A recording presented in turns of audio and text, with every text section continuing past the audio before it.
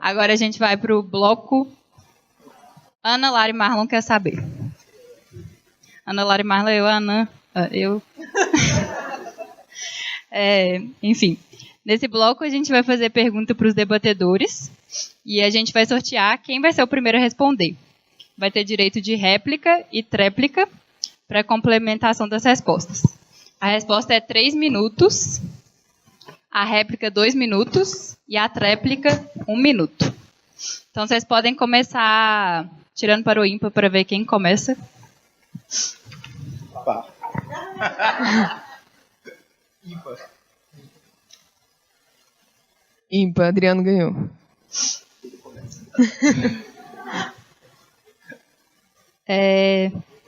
A gente vai fazer perguntas. Você tem 3 minutos para responder, o Adriano tem 3 minutos para réplica e você tem 1 minuto para tréplica. A gente vai cronometrar. Então, a primeira pergunta é, Cabral, o que vocês aprenderam com os 2 primeiros projetos, Casa da Tuta e Casa da Irmã da Yara, no sentido de informar o desenvolvimento do método?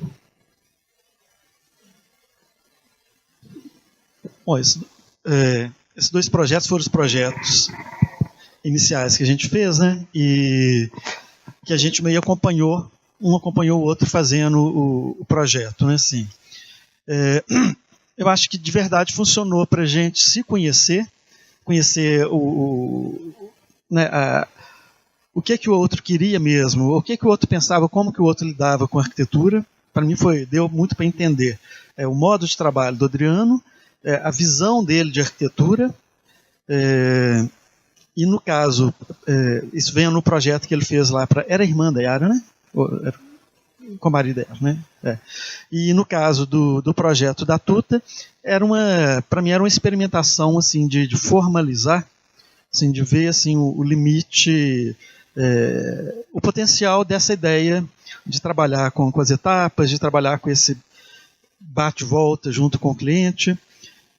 Então acho que teve essas 2 coisas, tanto de um aprendizado mútuo, da gente descobrir lá, para mim até hoje eu olho para essa casa que o Adriano fez e é a cara dos projetos do Adriano, com um objeto mais heróico, mais fechado, mais escolhido via a representação, assim, articulado de forma muito dura, né, assim, dura no sentido da articulação do objeto.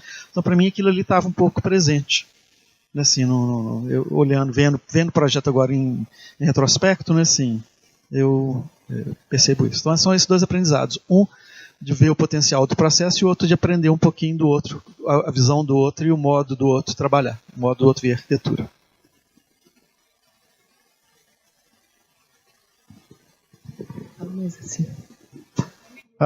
Oi. 2 minutos? Curiosamente, muito do interesse em trabalhar com Cabral veio de uma diferença que se explicitou, como Cabral disse, muito grande nesses 2 primeiros projetos. Eu, de alguma forma, já procurava o menos. Menos, como disse a Lina, para o Mies van der Rohe, que dizia que menos é mais, ela falava, pois aqui menos é menos ainda. E havia uma procura do menos, e Cabral era puro excesso, era puro mais. Eu falei, opa, a junção desse menos com esse mais pode dar alguma coisa. Cabral tem 1 minuto para tréplica. Me avisa a hora que o minuto começar, hein? Vamos lá. 1, 2, 3 e...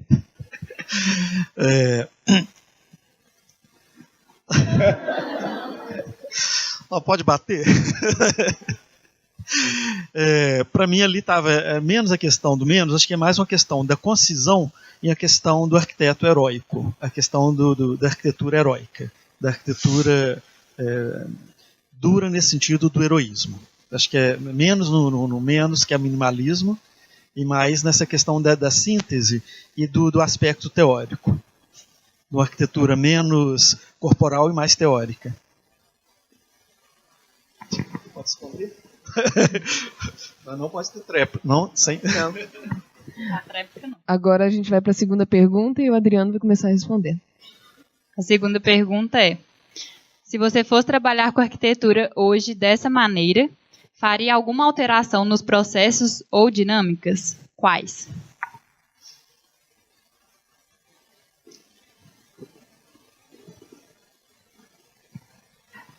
Eu vou responder a pergunta. Eu sempre usei muito a fala do Cabral para responder as questões que me vinham.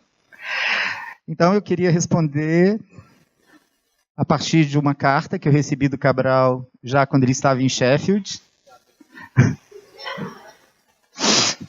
Me chegavam algumas cartas nessa época.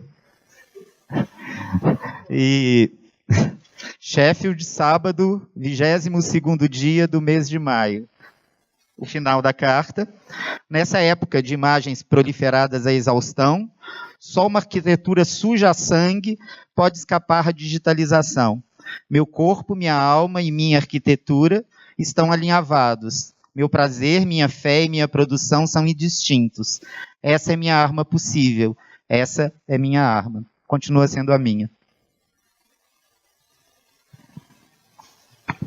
Cabral, 2 minutos. Sem contar ainda não, peraí. Sem contar ainda.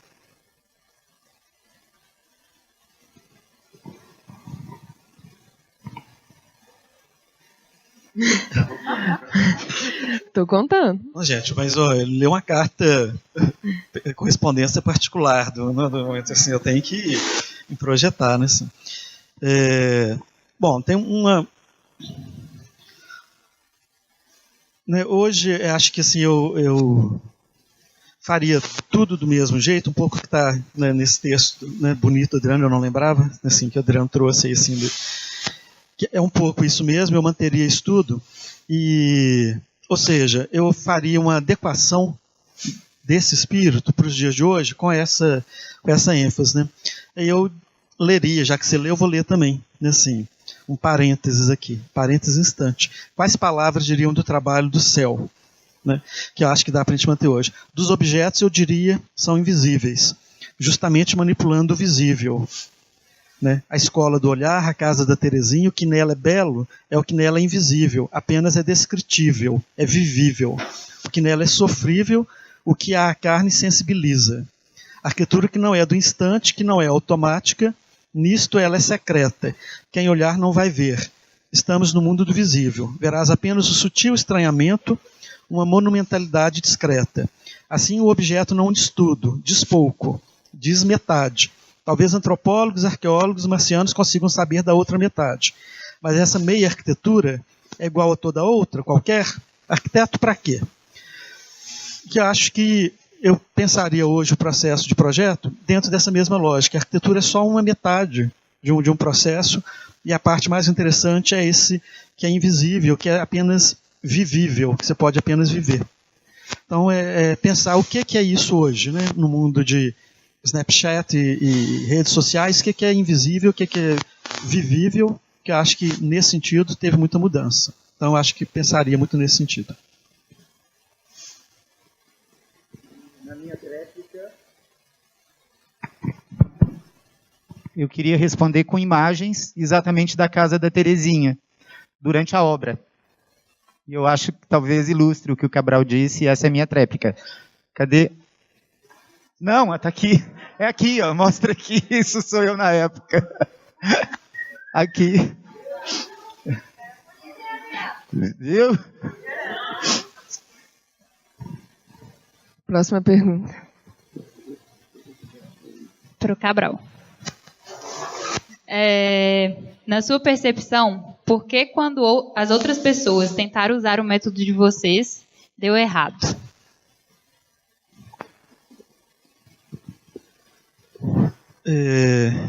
Essa é uma questão muito difícil isso, porque a gente sempre imagina que o método, né, qualquer método seja aplicável, e quando a gente não pensava, na época a gente não pensava assim, vamos criar um método, a gente pensava assim, vamos criar um modo de trabalho, a gente não tinha essa fantasia de criar um método que fosse transportável, que fosse... mas era mais um modo de trabalho que viabilizasse o nosso trabalho, e só que a reflexão sobre esse modo de trabalho mostrava que ali tinha um método, e a compreensão desse método era mais importante para a gente mesmo saber como abordar o próximo cliente, até que a gente foi entendendo que tinha um método que era um meta-método, que não precisava de passar por todas as etapas naquela ordem, que o importante era que passasse em algum momento por aquelas etapas, ou seja, que é o porque hoje eu falaria como essa coisa que eu entendo que hoje é a questão cibernética, né, que é de um meta-processo, né? Então a gente, ao longo dos anos, não era no começo a gente pensava que seria uma forma bem imediata de a gente ter um processo que fosse rápido, barato e que a gente conseguisse atingir muitos clientes porque era rápido e barato, né? Nem sempre foi assim, a gente ia descobrindo a dificuldade, né, assim. Mas eu acho que que várias pessoas tentaram aplicar a ideia do obituário, que era uma ideia muito sedutora, de ter um livro dos hábitos, ter isso. Eu acho que as pessoas, primeiro, elas confundiam assim, essa coisa, que eu acho que é o problema de qualquer método. O método, quando ele é feito lá pelos caras que criaram, né, assim, eles têm essa potência, e que, né, eu falo isso de Space Syntax, Shapegrama, na área da informática e tudo mais, que os caras que criam, eles têm ali alguma coisa a mais que o método funciona. Quando outras pessoas tentam aplicar, ele fica muito mecânico. E aí perde toda uma potência que a gente estava aberto ali para transformar, para alterar. Tem uma sutileza que é da ordem do indizível, da ordem não é do quantificável. Então, eu acho que por isso que eu acho que ele pode funcionar mais como inspiração do que como exatamente um método que se aplica como se aplica um programa de computador, né? E acho que muita gente, talvez muita gente, assim, eu estou pensando assim, algumas pessoas se inspiraram de fato, né? Outras tentaram aplicar naquilo porque a gente apresentava um formulário que dava a impressão mesmo, assim, que era passível de se aplicar a qualquer pessoa, né? Então eles tentaram muito, né, ler, pegar e se aplicar diretamente, né? Ali está o livro dos hábitos em inglês. A gente não teve nenhum cliente em inglês, não, mas era uma tradução. Mas eu tenho ele em português. Então eu acho que basicamente por causa disso tem coisas invisíveis ou indizíveis no método que eu acho que faz parte de cada pessoa. Por isso que eu acho que cada um tem que inventar o seu método e dentro dele achar a sua sutileza, a sua potência ali, enquanto ser desejante. Então, quando eu brinco com a ideia do amor, dessas coisas assim, acho que isso é o que está ali mesmo dentro do método, né? E que acaba transparecendo. E essa cara rígida que o método parece ter é uma coisa externa, vamos dizer assim, é uma desculpa.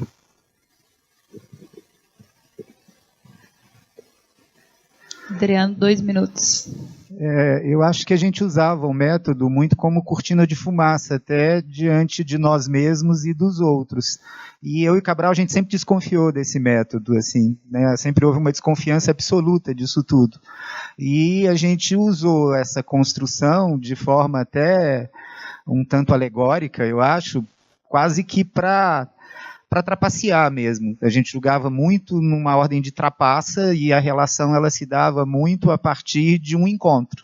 Tanto meu com o Cabral, onde havia muita desconfiança com relação a tudo que era produzido, quanto com relação aos clientes, aos outros que a gente se relacionava.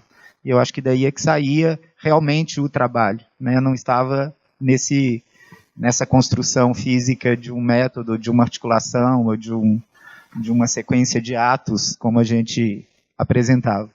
Eu discordo totalmente. Eu acho que nunca houve trapaça e nunca houve desconfiança. Acho que era o oposto, né? Assim, era um objeto de estratégico e que permitia ter essa comunicação intersubjetiva, né? Assim, era uma coisa de extrema confiança, porque para ter um embate que a gente tinha, um embate com os clientes, assim, você tem que ter uma extrema confiança, porque senão não vira, né?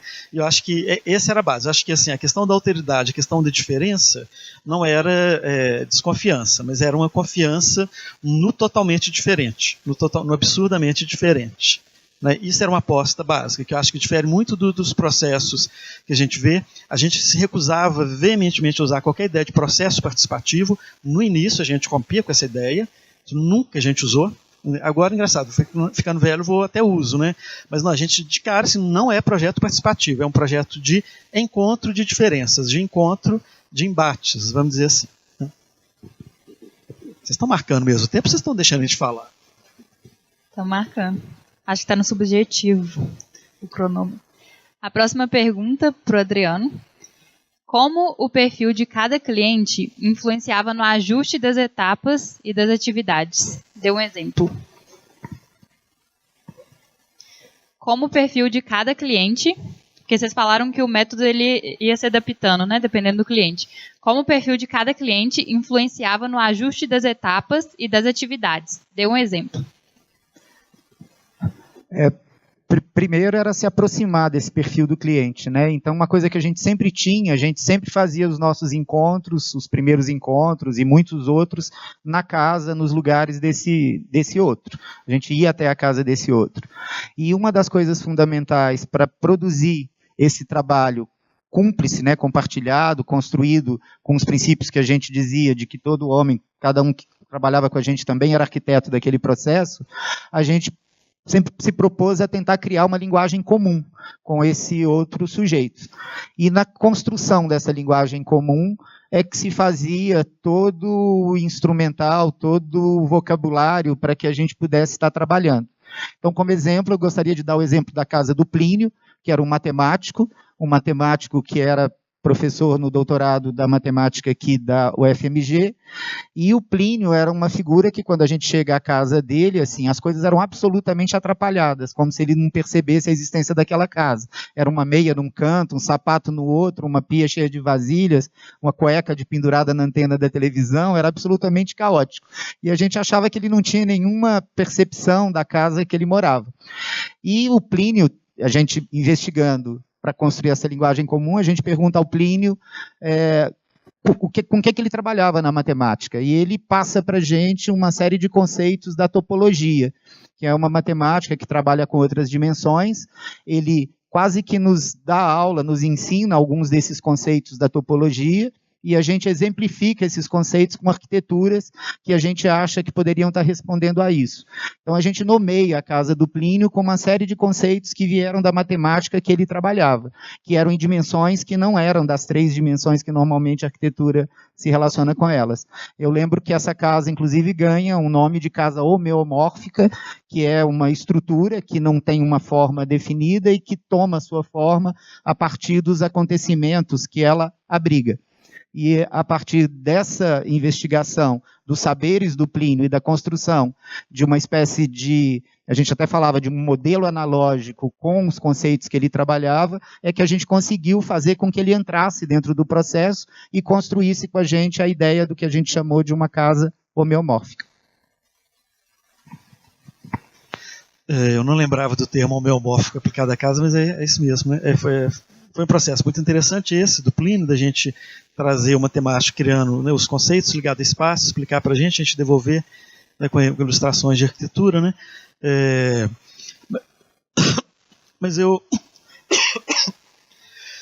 acho que cada cliente de verdade pedia, e aí eu acho que entra a questão mesmo da grande sensibilidade, que a gente tem que estar, não só como, né, você como arquiteto, você como uma dupla, como um trio, o que for, né, vocês têm que estar muito aberto, muito antenado mesmo, muito aberto à sensibilidade para perceber isso. É um trabalho, no caso específico do trabalho com clientes de moradia, é psicanalítico sim. E é difícil isso, porque você tem que ter uma sensibilidade, tem que ter uma escuta, que é como os psicanalistas têm. Às vezes é um detalhe de uma coisa que a pessoa traz, que você vê que aí desloca. Então é muito sutil. Eu acho que o trabalho de casa. Em outros projetos, aí, isso é menos sutil, né? E eu não sei, eu sempre lembro também no projeto, eu até mencionei, do Wagner e da Wanda, que a gente inverteu a lógica quase que de apresentar um projeto pronto para ir desconstruindo, e a partir disso a gente chegar na sutileza dos aspectos mais conceituais, mais abertos. Então acho que é isso mesmo, essa abertura para perceber, e que aquela coisa da gente visitar os clientes, deles nos levarem até os lugares deles. Eles tinham que fazer uma visita com a gente, né? Escolher 3 lugares que eles fossem nos mostrar. Podia ser lugares, casa da memória, casa do presente, uma casa que eles tinham vivido. Isso era a criação desse espaço que eu chamo de sintonia linguística, né? Assim, de comunicação, de você realmente falar a mesma língua que o cliente, entender? Isso, como eu disse, o exemplo até para questões bem específicas, entender o que o cliente quer dizer quando ele diz pequeno, o que ele quer dizer quando ele diz uma coisa bagunçada, minimalista, ou, né, para ajustar mesmo, né? Bom, eu discordo absolutamente do Cabral com relação a essa questão de psicanálise. Era algo muito aquém ou além da psicanálise. A questão psicanalítica transbordava ou o copo estava completamente vazio.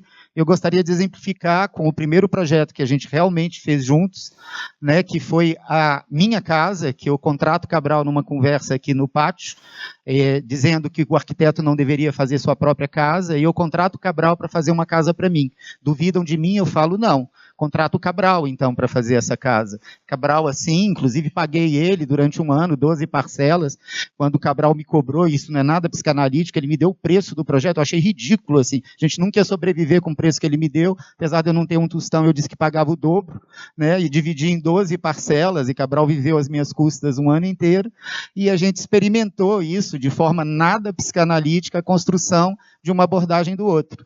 E essa é a casa que ele fez para mim. É uma casa que está aqui... Não, coloca em pé. Assim mesmo. Roda lá. Está de cabeça para baixo. E ele desenha essa coisa absolutamente fragmentada, espalhada, onde cada acontecimento se dava numa parte ou na entre-relação entre esses volumes. E vocês acham que essa frase que ele me dedica é alguma coisa psicanalista? Esse é meu cachorro, Lulu?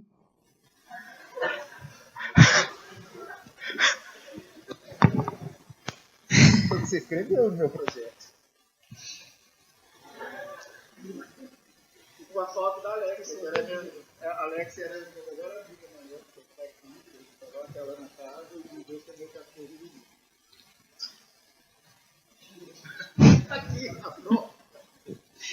A próxima pergunta é para o Cabral. Cabral, como eram as dinâmicas de visita ao terreno? Essas dinâmicas de visita ao terreno, elas foram bem logo do primeiro projeto que a gente fez. Igual eu falei, assim, a gente não pensava em vamos criar uma dinâmica para visitar o terreno para poder virar um método. Não, era mais ou menos assim. E agora, o que é que a gente faz? Era mais um desespero. Tem uma visita com o cliente, assim, a gente vai, se mexe com ele. Né, então a gente pensou, né, nessa estrutura. Eu não conto, publicamente nunca falarei isso no microfone, mas era tudo baseado nos 4 elementos, fogo, água, terra e ar, né, assim. Minha vida toda é assim, mas eu não falo isso em microfone, né, assim, mas assim, mas é muito útil essa estrutura, que era pensar lá, né, os elementos simbólicos, que é o fogo, no terreno, os elementos da água, que é o corpo, no terreno, os elementos do ar, que é a compreensão intelectual e visível do terreno, e a terra, que é a compreensão técnica do terreno. Então, essa chave, a gente descobriu que isso dava uma forma boa da gente passar por todos os pontos de discussão com o cliente, né? E era também um passeio, era sempre acaba sendo um piquenique, né? Que você vai com o cliente no terreno e você pensa, agora vamos olhar então as questões simbólicas, o que significa para vocês?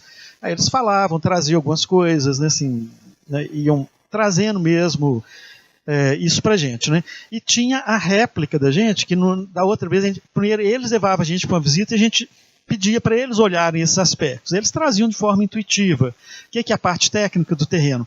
E depois a gente voltava e a gente fazia uma segunda visita, onde a gente já dirigia um pouco, né? Falando, os aspectos técnicos aqui do terreno, problema de drenagem, problema de acesso, problema tem um poste localizado, tem uma árvore, como é que você vai fazer aqui e tal. E a gente aí já levantava, sempre dirigindo um pouco mais a discussão, a gente já levantava essas questões. Então era sempre, a gente brincava nessa ideia do vai e vem, que era uma reunião com a gente, né, outra com eles, uma com a gente, outra com eles, mas sempre tinha uma simetria, que era essa, a gente voltava com a mesma estratégia, mas só que a gente já levava alguma coisa dirigida para aquele caso, para eles especificamente.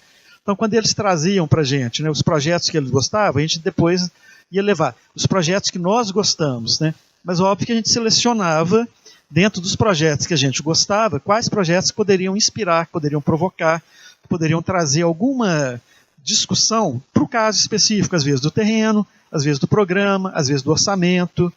Então, na verdade, havia um trabalho de elaboração quando a gente retornava nessa aparente simetria, né? Vai falar que é mentira. Eu acho que eu queria complementar o Cabral, porque a visita ao terreno, o terreno para nós era muito mais do que só aquele pedaço de terra, lote, sem nada construído. Era algo que passava por todo o contexto que envolvia aquela construção.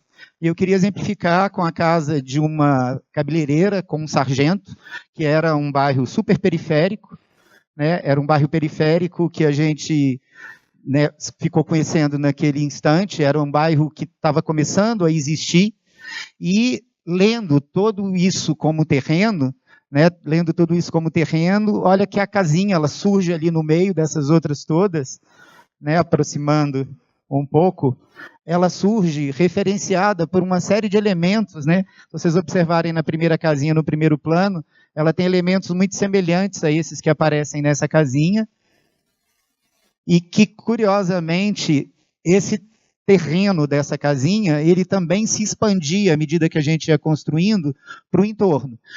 Foi curioso que essas casinhas que inicialmente, né, estavam lá, essa primeira casinha, que está aqui à direita, né, no canto aqui em primeiro plano, logo quando a gente fez essa casinha dessa cabeleireira e desse sargento, que a gente fez essa cornija, com esses 3 elementos dobrando e subindo e fazendo esse desenho, com esse tipo de construção, a gente reparou que no entorno todo da casa começaram a aparecer outras cornijas iguais, assim, pessoas começaram a reproduzir isso nas suas casas, né, a fazer esse tipo de acabamento.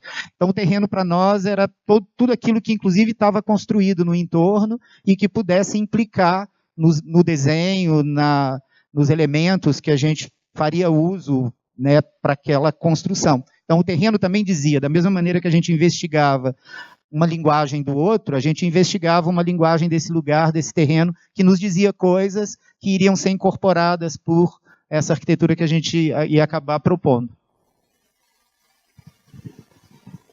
Um minuto? Eu acho que nesse caso aí da Zezé e do Vicente, acho que fica caracterizado uma coisa que a gente queria muito, que é que a arquitetura da gente se misturasse de forma que ela ficasse tão plasmada no meio ambiente, na cidade, que a gente não conseguisse quase que diferenciar. Grande parte dos projetos isso aconteceu, né? Pelo menos como eu falei, né, no meu dia aqui, assim, a gente pelo menos achava que sim, as pessoas viam ali uma diferença, né? Mas a gente queria que fosse mesmo essa continuidade ali da cidade, da lógica. Então a gente, nessas observações que a gente fazia também da visita ao terreno, assim, como a casa, como a gente vê, o que a gente vê do terreno, como que o terreno é visto, e aí entrava toda a discussão do contexto, que nos anos 80 era uma coisa nova na arquitetura, se discutia o contexto de uma maneira mais intensa. Então isso a gente trazia esses elementos e nessa ideia mesmo de uma arquitetura que misturasse mesmo ali, que até hoje eu acho que é um valor. A próxima pergunta é para o Adriano. Na apresentação do Cabral, ele mostrou as fotos da Tuta, em que a Casa de Cultura parecia como, abre aspas, como um objeto que sempre esteve lá, um projeto que se confundia com a cidade. E Adriano apresentou a Casa da Cultura como um objeto que gera um estranhamento. Eu queria que você comentasse essa contradição.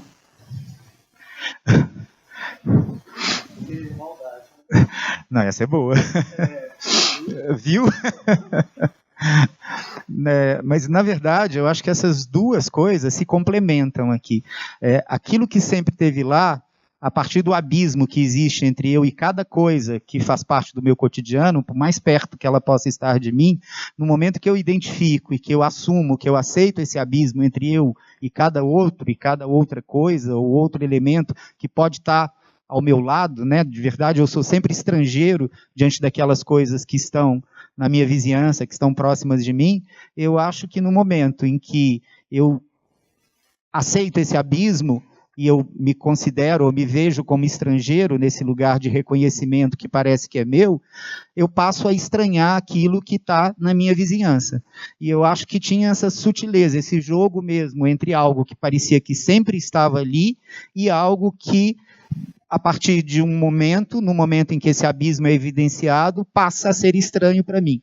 E aí eu passo a estabelecer uma relação com o meu cotidiano, com o meu próximo, com aquilo que está ao meu lado, de uma outra maneira. Com intimidade, com relação de proximidade, mas ao mesmo tempo com estranhamento. E eu acho que isso a gente aprendeu não só desenvolvendo algumas arquiteturas e se envolvendo com pessoas e com lugares que nos eram estranhos, mas também entre nós. Eu acho que no nosso embate da construção, e aí até hoje eu nunca fiz só projeto sozinho, assim, eu sempre trabalhei com um outro. E isso era fundamental para que esse estranhamento se constituísse como algo que traria uma diferença mesmo para aquele objeto, que ele não fosse simplesmente algo que remetesse a mim, mas que remetesse a uma outra situação que, como outra, é estranha. Bom, não, é um pouco verdade isso, assim, né, o problema está... Não, mas peraí, prepare-se. Né, que de fato é um pouco isso, assim, essa coisa do... um objeto, essa ideia de um objeto que está usando os elementos ali, está usando, mas ao mesmo tempo ele trabalha na ideia da inovação, de trazer alguma coisa nova ao repertório formal da cidade. Então ele realmente traz um estranhamento. Então, mas é um estranhamento sutil. Na época, na Casa da Terezinha, a gente formulou um conceito para a gente, que era a ideia da vanguarda pessoal. Que era a ideia de que essa é a vanguarda para esse cliente, essa é a vanguarda para esse caso.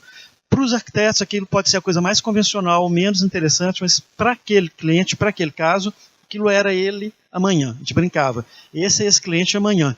Foi uma sacada, assim, pragmática mesmo, pragmatismo total. Olha, esse é o limite que esse cliente aceita, que ele quer, e é o limite que a gente deve dar a ele para provocá-lo. Então, que no início a gente ficava com essa ideia de que a gente vai criar uma arquitetura, né, participativa, respondendo às demandas do cliente, e a gente intuitivamente nunca fez isso. A gente sempre criava uma arquitetura que era uma provocação.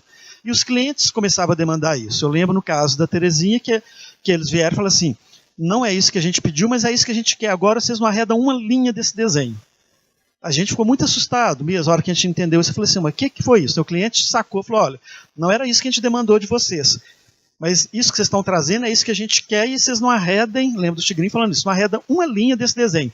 Que a gente foi elaborar e pensar, falou, olha, na verdade, com essa conversa toda, a gente teve um entrosamento tão legal com os clientes que a gente oferecia aquilo que eles não estavam nem conseguindo formular, que era uma coisa avançada para eles, que eles passavam a demandar. No caso da Zezé e do Vicente, todos eles, assim, era o avanço, ou seja, né, porque o Álvaro Siza fala isso, o arquiteto que faz aquilo que o cliente pede é um demagogo. Né?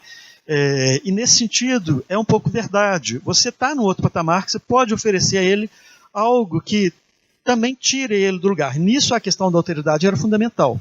É tirar a pessoa do deserto que tem ter nela somente ela mesma. Né? Então a gente fazia isso com a Casa da Cultura também, pelo menos a primeira Casa da Cultura, porque a Casa da Cultura tem duas histórias. Tem a primeira, depois o Adriano fez uma reforma. Né? Então a primeira Casa da Cultura fazia isso muito bem. Ela ativava na cidade como um estranhamento, usando as linguagens... Vou acabar, um momento, por favor. Assim, ela usava, a Casa da Cultura, se usava os elementos da cidade, criava esse estranhamento, né, assim. Mas depois o Adriano, como uma forma de vingança, eu nunca perdoei a ele, assim, eu não converso com ele até hoje por causa disso, ele foi lá, pintou a casa de branco, com as coisinhas vermelhas, coisa de arquiteto, pôs um monte de ripinha na horizontal. Falei, onde na vida, cara, colocar ripinha na horizontal dentro da Casa da Cultura? Que é isso? Né, assim, o vocabulário dos arquitetos assim, mais banal, aquela coisa mais, né, ripinha na horizontal. Eu falei, Jesus do céu, eu ia até falar assim, parece não ia falar o nome do arquiteto conhecido de vocês aí, mas não vou falar não, né? Falei assim, ele convidou esse arquiteto para vir fazer essa reforma. Pintou, tirou toda a contradição, tudo que tinha. Não, ripinha na horizontal. Dentro da Casa da Cultura, me recuso, perdeu. Então, tudo começou com um grande beijo e terminou com a ripinha horizontal na Casa da Cultura. Não tem conversa, entendeu? Assim, né? Assim, não tem negociação. Não, tente se explicar. Ripinha na horizontal, tá?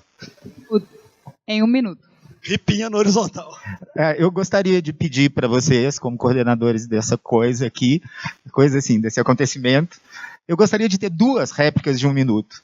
Uma para responder essa última coisa que o Cabral provocou e outra para responder a questão que foi colocada para ele e como que ele respondeu a questão. Gostaria de pedir Cabral, posso ter 2 réplicas? Uma é para responder uma coisa, outra para responder outra, porque tem 2 questões. O que a comissão arbitrária acha sobre isso?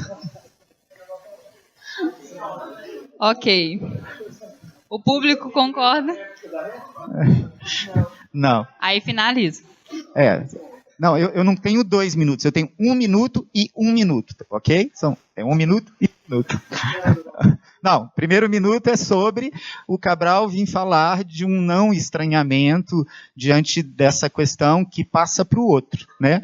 Porque, curiosamente, na intimidade, ele dizia o contrário. Olha só uma carta que ele me mandou. Olha só, carta vinda de Sheffield. Olha lá, a letra dele assinadinha lá embaixo. Mostra o desenhozinho dele lá, K. Olha lá, K. E olha os desenhos das arquiteturinhas. Projeto da minha casa, E Cabral diz o seguinte, no íntimo, né? Para os outros, não. É essa coisa que não estranha, é essa coisa inserida. Depois que eu falei. Ele escreve: te assusto, te desafio, te estranho, mas algo há que ser feito. Façamos então. Não sei o que, não sei de você, mas salto e atiro no escuro num livro sobre o céu, num desenho ou numa nova arquitetura para o mundo. Eu estou feliz e espero que você me escreva, responda ou venha. Cá. O que você fez depois? Acabou o seu primeiro minuto. Acabou meu primeiro minuto. Olha eu lá.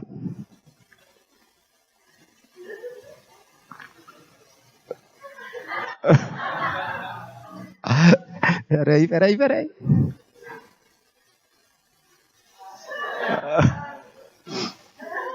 Muito significativo tudo isso. Todo esfacelado. Cabral me picou inteiro. Seu segundo minuto já está... Não, agora vai começar outro minuto.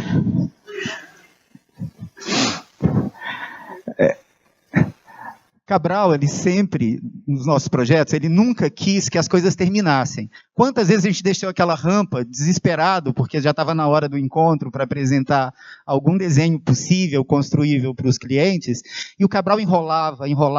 Na verdade, ele nunca quis que nada daquilo se materializasse, que nada daquilo se construísse, que nada daquilo se fizesse. E a questão da ripinha na Casa de Cultura é porque ela ficou interminada e na parte interna do auditório, com pessoas de lá, a partir de um projeto que eu fiz com a banda, com esteiras de taquara, feitas pela Dona Terezinha, com serralheria do Zé 18, uma série de especulações sobre acústica se fizeram com a banda e que depois eu fui chamado para fazer essa intervenção na Casa de Cultura para resolver questões acústicas do espaço do auditório, do teatro, com pessoas de lá, trabalhando com marceneiros e serralheiros de lá, que eu tinha tido uma experiência, e as ripinhas surgem como uma solução acústica dentro do espaço do teatro. Eu nunca colocaria o ripinha. Nunca colocaria isso. As pessoas não iam querer ripinha. Só tá. A esteira não aconteceu porque o prefeito da sua cidade, Júnior, inclusive eu chutei a porta dele, achava que a Casa de Cultura era coisa de pobre, com esteira de taquara. Então, para enganar o prefeito, para disfarçar um pouco, fiz uma esteira, um ripado de madeira, porque ele não aceitou a esteira de taquara. Disse que era coisa de pobre. Sempre cede aos políticos, né? Agora paramos. Vamos para a próxima pergunta, então. A última pergunta. Para o Cabral. Adriano, seu tempo está terminado. Por favor. Minha calça rasgada que o prefeito ficava olhando e comendo com os olhos. Minhas luzes de lurex dourado. O Cabral odiava quando eu chegava no lurex dourado em Itabiri. Cabral, a próxima pergunta é para você. Vou ler para vocês 2 frases que o Adriano falou na apresentação quando comentava sobre o fim do céu do terceiro mundo. Abre aspas. A gente construía muito imaginariamente as coisas. A gente dava muita vazão a coisas que poderiam ultrapassar o limite do outro. E a outra frase é, abre aspas, o céu do terceiro mundo se desfez para mim num limite que não soube se resguardar, que passou de um certo ponto. Gostaria que você comentasse. Lê de novo as 2 frases. A gente construía muito imaginariamente as coisas. A gente dava muita vazão a coisas que poderiam ultrapassar o limite do outro. A outra frase. O céu do terceiro mundo se desfaz para mim num limite que não soube se resguardar, que passou de um certo ponto. É para eu comentar? Mas devia perguntar para ele, né? Assim. Mas eu acho que, começando pela última, assim, no céu terceiro mundo se desfaz no limite, eu não sei exatamente o que ele quis dizer, mas eu acho que na verdade, assim, de fato acontecia isso, assim, não é as brincadeiras da gente, mas isso era fato, que é levar no limite. E o Flavinho Cassalade uma vez chamou a gente de romântico porque a gente fazia isso, né? Que é pegar a forma e tentar juntar a forma com o conteúdo, né? Fazer coincidir a forma e o conteúdo. Flavinho Cassalade, no momento que a gente, em um determinado momento, a gente pegou várias pessoas para fazer uma espécie de consultoria para criticar o processo de trabalho da gente. Então o Flavinho, nesse momento, ele fala isso. Vocês são muito românticos, vocês acreditam que é possível a forma e o conteúdo coincidirem, né? Assim. E isso aí era uma diferença muito grande entre eu e o Adriano. Porque teoricamente, eu sou a favor dessa coincidência, no romantismo, né, no modo de abordar. E o Adriano, teoricamente, é contra, ele é a favor dessa separação, de uma certa, né, de uma contenção, né? Só que, efetivamente, funciona ao contrário, né? Eu sou mais cerebral e o Adriano mais jogado. Então, assim, tinha esse equilíbrio, né? Mas eu acho que, de fato, nesse sentido, tem um limite que a gente experimenta que a gente não soube lidar. Eu falo que o escritório implode pelo tanto excesso de trabalho, por falta de capacidade da gente saber lidar com excesso de trabalho, com excesso de demanda. É uma implosão mesmo, nesse sentido de um desfacelamento por não lidar com os limites, né? E a primeira frase? A primeira frase é: a gente construía muito imaginariamente as coisas, a gente dava muita vazão a coisas que poderiam ultrapassar o limite do outro. A gente era uma viagem mesmo imaginária nesse sentido, assim, eu diria mais utópica do que simplesmente imaginária. Uma fantasia, uma crença de que era possível fazer alguma coisa e pular nesse sentido, ir em direção a elas, né?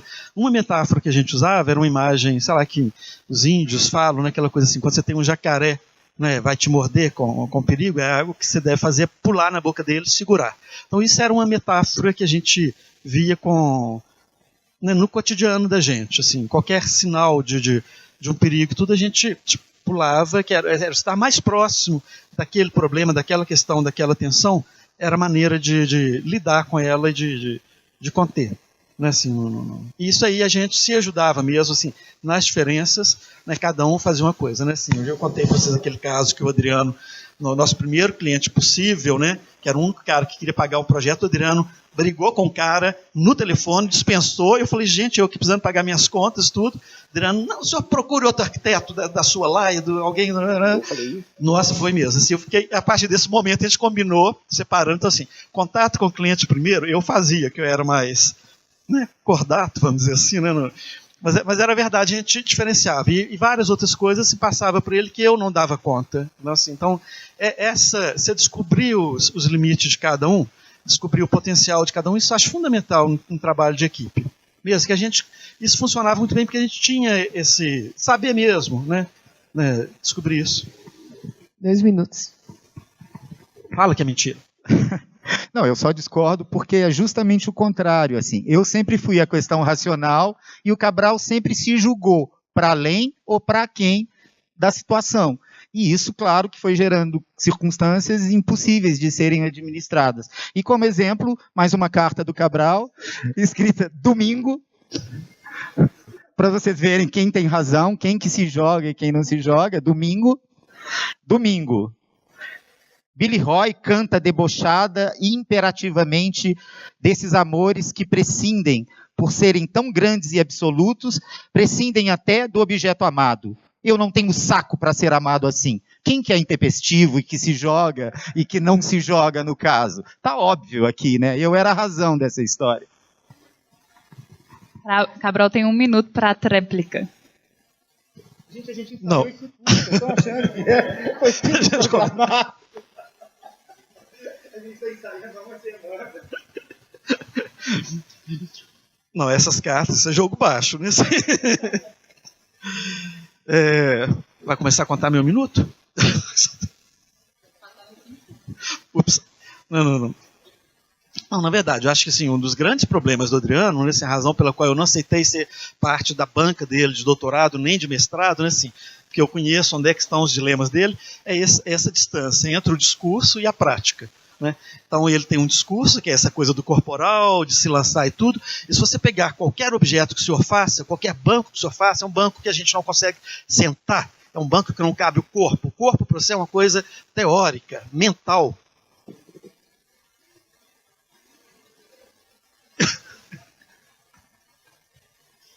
Outra carta? Não. Você tem 12 segundos, que é o que restou do... Vamos lá. Sobrado, viu?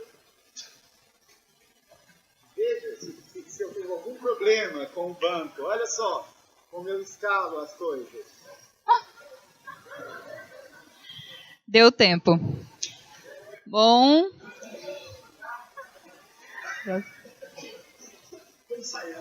Vou ensaiar. Próximo bloco.